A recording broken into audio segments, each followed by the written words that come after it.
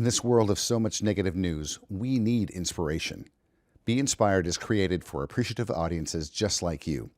So please be sure to hit the like button and subscribe to our podcast so you don't miss any of our upcoming inspiring stories. When the kids hear of some of our stories and how we got to where we are, and that it wasn't just roses and rainbows and loveliness all the time, that all of us have overcome challenges, when kids hear that, they're like inspired.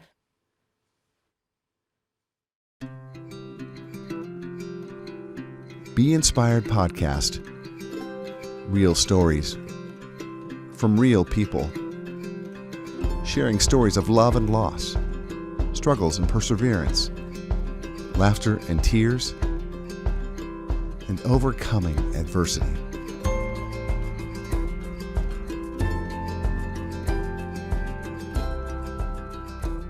Well, I'm sure you'll agree that every kid deserves a happy childhood of safety, a childhood of love, and especially a childhood free from abuse.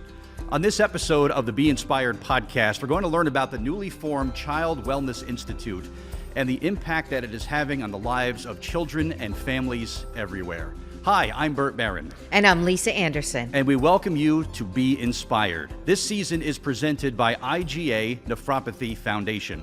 And Lisa, it's about having a happy and safe childhood for kids everywhere. When I think back on my childhood, your childhood, we grew up in simpler times. And these days, it's not so simple anymore. So I believe we owe it to our children, who are the future, to give them the best childhood possible as well. Yeah, we have a tremendous advocate for children everywhere who's joining us on today's episode. Very pleased to be joined by the Executive Director of Prevent Child Abuse New Jersey, and we're going to learn about the brand new Child Wellness Institute today from our very special guest, Gina Hernandez, who is here. Gina, welcome to Be Inspired. So great to have you on the set with us today. Thank you both for having us. We're really excited about this opportunity. Great to have you here. For folks that maybe are just hearing today for the first time about Prevent Child Abuse New Jersey, what's the mission about? Well, the mission is to prevent child abuse and neglect in all of its forms, but also really, as you mentioned earlier in the introduction, it's really promoting healthy, happy, nurtured, and safe childhoods for all of our children. So that's really what we're about, making sure that every child has a level playing field, they're afforded the opportunity to thrive, and that's the work that we do every single day. And it's just about having its access to services. It's just making sure that parents have the tools that they need. We know that infants don't come with user's manuals, at least not the last time I checked. So Right. to be able to have a resource where parents can go for help or for assistance, and just to know what's out there, just to make the lives of their children that much more fulfilling, an institution and a group like yours, it's really priceless. And the work I've seen you do statewide is really amazing. Thank you. Thank you. We really appreciate your support and even having us here. Sometimes it's a topic, child abuse is a heavy topic and people don't want to talk about it for whatever reason, but we feel like we kind of come at it the other way, where we say, let's try to do all we can to offer resources to families, to connect them to the things that they need to be the best parents and caregivers that they can be, and afford those opportunities to their children. Because like you said, they are our next generation. So if we put the investment in now, it'll pay off later on. Gina, I have to bring up something that, we keep going back to the pandemic. But since you've been working all year, I know there was such a precedence of abuse with children, being home, being out of school. What was that like for you and for your organization? Because I know it was really tough. Yeah, I think it was tough for everyone, really, and especially at the beginning when you're not really sure how long this is going to last. The amount of stress that parents were under was just, I couldn't even describe it for you unless you were going through it yourself. And so we find that a lot of times with abuse, it's really part of it is the stress that's within the household, right? And so as that goes up, the risk of abuse can go up as well. So during the time of the pandemic, at first we were kind of like, all right, how do we pivot our programming? How do we still connect with families? So our team did a tremendous job really being able to offer new resources, things that can be done virtually while people couldn't leave the house. We had access to things online. We were available to families so that they would be able to have some support. Sometimes they just needed kid to say, like, how am I handling this working at home, but the kids are at home and the kids have school and all of that. Yeah. So we really tried to pivot during that time and be able to, we had to be creative. We couldn't keep doing things the way we were doing things during that period of time. And so we think we did a really great job being able to prevent a lot of instances of abuse and neglect. On the other side, it is hard to know really what was going on because a lot of people who make the reports are those from schools. And when the children weren't going into the school, it is really hard to identify what could be happening at home. But I know that the educators that we've worked with did a tremendous job trying to stay connected to the families and still connected to the kids in that way. So I think it was just a really a show of everybody trying to come together and do the best that we can with what we had. Yeah, that's all you can do. Right, Yeah. absolutely. And I think now that in-person learning has resumed, and this gives Prevent Child Abuse New Jersey, and we're going to talk about your new program in a few moments, gives you a chance to get back into the classrooms and work with educators and back in with parents and kids, and gives you a chance to get back in front of people, which I think is really beneficial. Yeah. Oh, yeah, and fun, too, actually. People can't believe it, but my job can be fun. When we do go into the schools, we're helping to empower the educators. When some of the kids came back, a lot of them were presenting with some anxious behaviors because they had been home for, nearly 2 years. So now here they are. They're with 20 other students in the classroom. It's kind of overwhelming. Last time you were in school, you were in kindergarten. Now you're in second grade. But in that 2 years where you would have been in kindergarten and first grade learning the kindergarten, first grade stuff, now you're in second grade with a second grade body, but really developmentally, you might still be at the kindergarten level. So that presented a lot of challenges in schools for the kids, but also for, I think, the staff. And that's where our programming was really, really helpful and continues to be some of the good work that we're doing in the schools. So thanks for bringing that up, though. For our viewers, Gina, when we are talking about child abuse, describe some examples of it, because I know I have one view of it, but what really constitutes child abuse in, the whole realm of it? Sure. Oh, I know we don't have so much time, but I'll try to keep it succinct in the sense that abuse and neglect really are times where children are not provided what they need. So in terms of neglect, it could be emotional neglect, right? It could be lack of supervision. It could be medical neglect, right? Those are the types of things where those needs are not being met for children. In terms of abuse, there are a variety of different kinds of abuse. Typically, it is intentional and it is a pattern that you see over time, and that's how they end up substantiating it. Our organization doesn't do any of the investigating or substantiation. We would, of course, as mandated reporters, you'd have to report it if you suspect that something happens. Everyone in our state of New Jersey is considered a mandated reporter right now. Right. But in terms of abuse, there are a variety of different kinds of abuse. And if someone suspects something, they should absolutely make a call. It's tough. It is. It is a tough situation for No sure. doubt. Gina, talk about the need to create the Child Wellness Institute and what you hope to accomplish with that. Sure. So a lot of the work in Prevent Child Abuse New Jersey was and is about preventing it before it happens. When abuse happens, then the trauma and the negative experiences has already happened, right? And then you're dealing with kind of the aftermath of the effects of that. When we were out in the community, though, a lot of parents were like, wait, child abuse? They like kind of hear that and they're like, oh, that's not me. And we really were like, no, we're about healthy childhoods, right? We're about education. Right, Yeah. exactly. And so we started to think about it, and we started the Child Wellness Institute, ChildWIN for short, a number of years ago. And we have the opportunity there to have a positive spin, right, where we're bringing in health and wellness, security into the schools and into other nonprofit organizations. And the other thing is that in Prevent Child Abuse New Jersey's eyes, we have a lot of funding that is state funding. But with the Child Wellness Institute, it really relies on foundation support and donations, et cetera, to keep it going. But it allows us to serve as many kids and families as we want to. We don't have restrictions on how many we can serve, which is exciting for us because we can literally bring our services to anyone that needs it.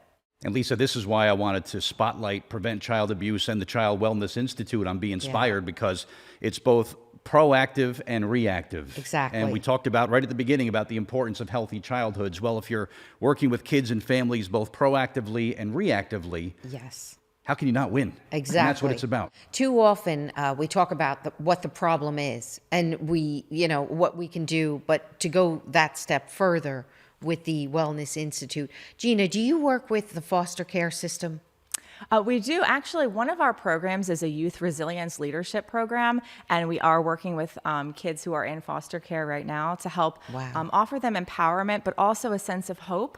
When you have hope, right, you start to see things in a different way. When you've lived a life of feeling like this is just the way my life is going to be, and I don't know any other way, and I haven't been exposed to anything else, you start to think to yourself and have this kind of self-talk of like, I guess this is just the way that my life is going to end up. When we work with these youth, when we work with the kids, and we bring in speakers and we match them with people in the community who are interested in giving back and connecting with kids, when the kids hear of some of our stories and how we got to where we are, and that it wasn't just roses and rainbows and loveliness all the time, that all of us have overcome challenges, when kids hear that, they're like, inspired, right? That they know they have it within them to be able to succeed, and their life can be a success, right? They just sometimes need to hear it from other people that they're able to make it happen. So we actually do work in that sector. I'm sure you've seen through ChildWIN families and children at the absolute rock bottom.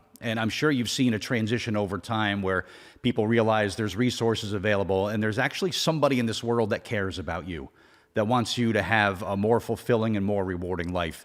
And you've probably seen this transition of people go from here maybe to here, and they get their lives back, and they have a purpose again, and their life has meaning again. I'm sure you've seen a couple of those. Can you give us an example of maybe a family who you've seen make this progression and get their quality of life back to where we want it to be for everyone? Yeah, sure. In a family sense, we've been working in a lot of communities that have high stress, high poverty levels, for example. And we were working in one area of our state that really has a lot of crime, a lot of things going on in that town. So we brought in our programming, and we really focus first on trauma. We talk a lot about our own traumas as parents, right? And a lot of times with parents, we judge. We look at them and we say, look what they're doing. Look how they're treating their kid. Look what, right? We do a lot of that judgy stuff. And we come in at Child Wellness Institute, we're not judging, right? Because we all have our stuff. But does anyone ever ask you about your stuff? And have you ever had a moment to heal from your stuff?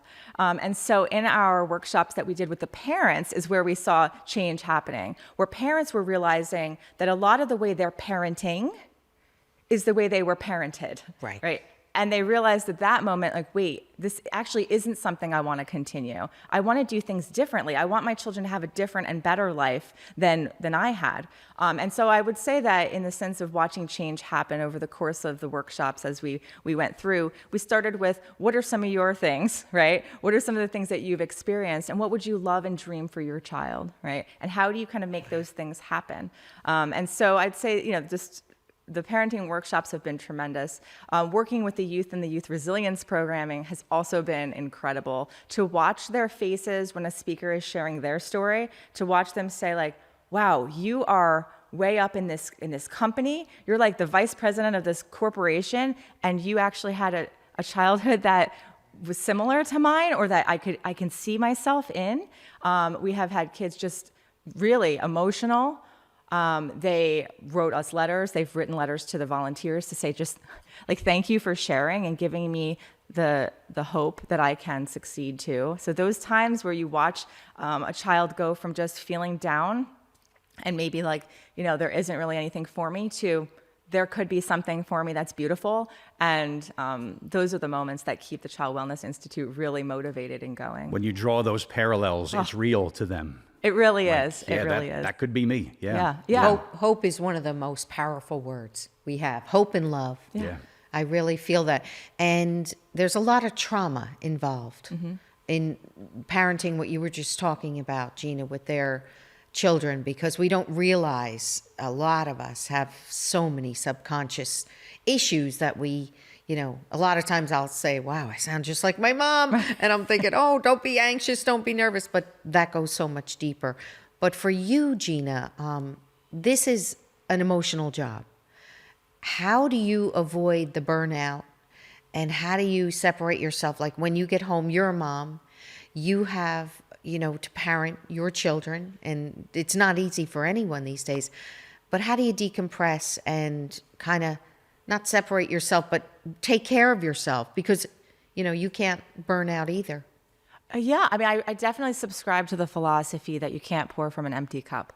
Right. And a lot of us are in this culture of, we got to do more. You got to go faster. You got to move faster and do more, right? And then people are burning out all over the place. I kind of subscribe to paying attention to myself. Some people might think it's selfish. I think it's necessary. So for me to be my all at Prevent Child Abuse New Jersey and the Child Wellness Institute, but first and foremost, being my all for my children, I have to be my all for myself, right? So I tend to pay attention to the kinds of exhaustion I'm feeling, whether it's like I'm totally emotionally exhausted right now and I kind of need to regroup, or if it's I'm physically, just I haven't gotten enough sleep, whatever the case is, I try to pay attention to it before. I guess I'm in the business of prevention, so I try to prevent it before it happens, right? And so I try to really pay attention to it. I'll notice things, and parents, whenever I do parent workshops, I'm like, do you ever just notice like you're snapping more, for some reason, something that normally wouldn't annoy me? One of my children will say something and I have like the reaction, like I want to be like, what? And I'm like, wait. That's within they're you. They're asking for something they need, but it's really within me and what I'm experiencing in that time. So I try to do that. And in the workshops we hold, we do the same thing. I have them pay attention to what they're feeling and what they're experiencing and why are we behaving the way that we're behaving. It's usually coming from within us. And I also feel that if you're a single parent, it's tough. It's tougher. And also economic status, and there's a lot that comes into play with that. So yeah, you do have to take a moment and breathe and take it in and say, okay, what is it that I really am feeling right now, so I can take care of that before I can parent, the way I need to parent. Yeah, absolutely. I will say I'm not perfect. So None of us are. There are days that I'm like, whoa, this day or this week has really been heavy. And, I try to do the best that I can, just like everybody that's watching this, right? You just, as a parent, you're just trying to do the best that you can do. We're all members of the I'm Not Perfect Club. Right. It's okay. Good. It's okay. And it's a big club. I'm the president. It's a big group. Yeah. For someone watching or listening, Gina, who wants more information, volunteers, of course, are an important part of your mission. Someone wants to maybe get involved on any number of levels. What's the best way to start that process? I'd say you can just hop online, right, with the rest of the world on childwin.org, and you can find me, you can find us on there. Feel free to reach out with any questions if you want to volunteer, if you want to donate, if you're interested in our programming. Just all around, if you understand how important the investment in children really is. Huge. If you're committed to that cause and that mission, then it'll be a perfect fit. It is the most important mission of all, a childhood filled with love and care and free from abuse. That's what we all want, no doubt about it. Gina, thank you so much for joining us on today's episode. Thank you both. Thank you, Gina. I'm Bert Baron. And I'm Lisa Anderson. And thank you for watching Be Inspired.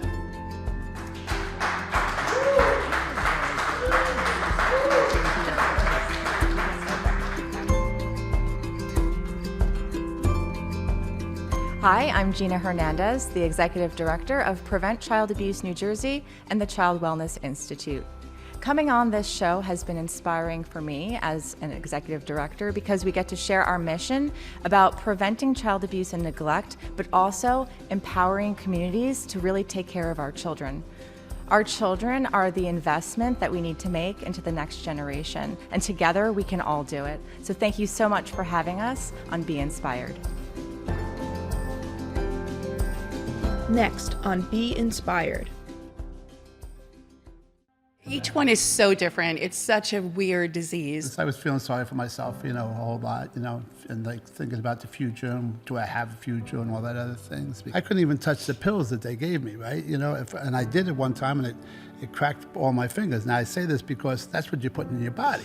14 other clinical trials now in progress that we've been able to do just from having a big mouth and going to Capitol Hill and saying, this is unacceptable. And how could you not help patients when they're like this? I mean, it's such joy. It brings me such joy. It's a dark place, but all the patients make it really a fun, great place. And we're family. We call ourselves the IGAN family. I'm honored that God chose me out of the millions of people to spearhead this and to take it, because I didn't go to school for this. This is just a mother on a mission to save her son.